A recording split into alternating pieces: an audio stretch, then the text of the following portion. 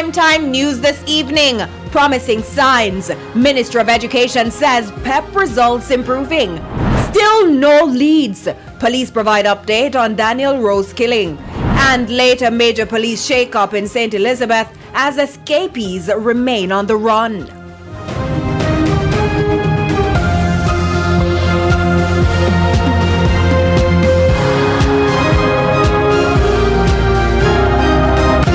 Good evening and welcome to Primetime News. We're on air and online at onespotmedia.com. I'm Giovanni Dennis. And I'm Kalisha Williams. In business news, World Bank announces changes to debt repayment for poor and developing nations. And Jordan Fort is here with a preview of what's to come in sports. Jordan.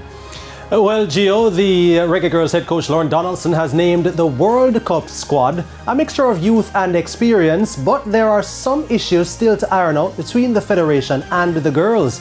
I'll tell you more in Primetime Sports Friday. Thanks, Jordan. And Romain is also here with a preview of what's to come in weather. Thanks, Kalisha. Well, we have two storms in our watch area this evening, so we're going to be paying very close attention to what's happening across the Atlantic and the Eastern Caribbean over the next few days.